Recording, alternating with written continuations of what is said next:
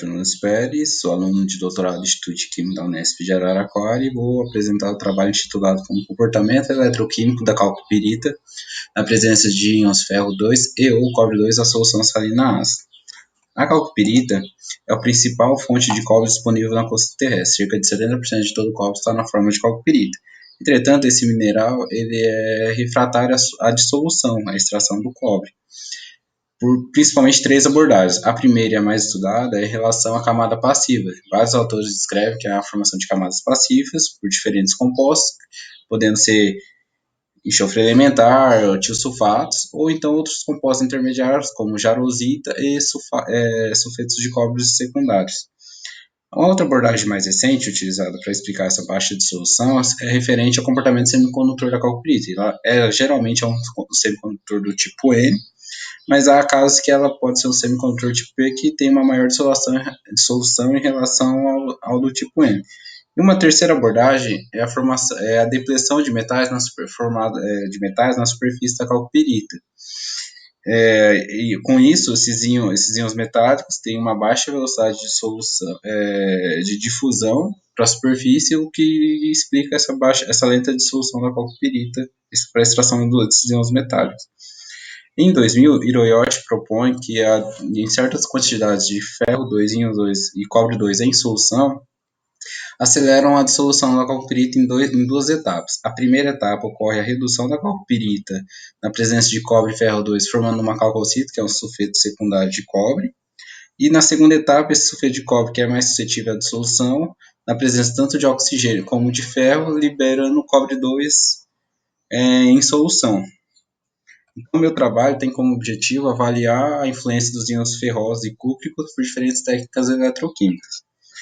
Bom, o nosso eletrodo de trabalho é a calcopirita maciça, ela é recebida no seu modo bruto, ela é cortada e polida até lixa 4000, e após o polimento você coloca ela em banho ultrassônico em isopropanol por 5 minutos para se obter uma superfície espelhada e pronto para fazer ensaios eletroquímicos.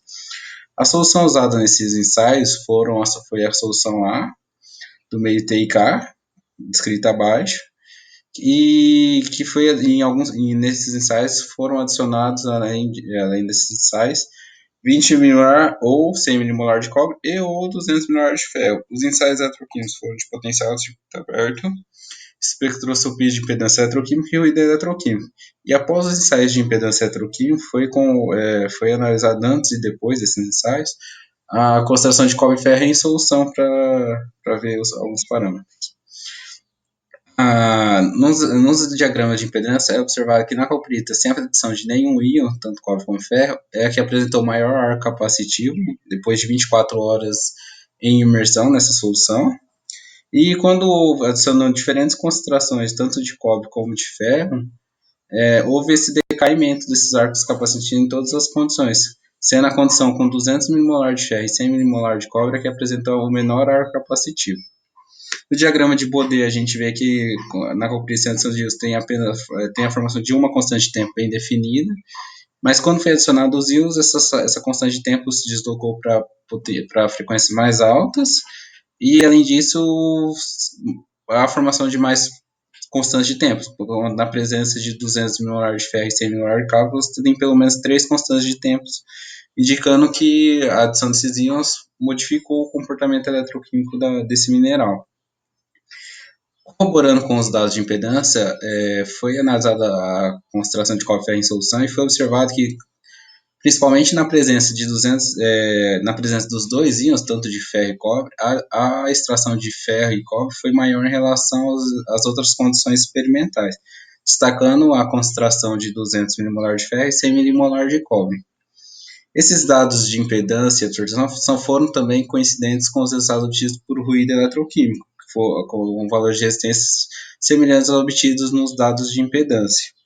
Então, com a conclusão desse trabalho, foi observado que a adição de tanto cobre e ferro em solução altera o comportamento eletroquímico e da lixiviação da calcopirita, e principalmente na concentração de 200 milimolar de ferro e 100 milimolar de cobre, que apresenta menor resistência, e a maior concentração de ferro e cobre em solução após os ensaios eletroquímicos. Eu queria agradecer ao Instituto de Química pelo onde desenvolveu meu doutorado e as agências de fomento. Muito obrigado.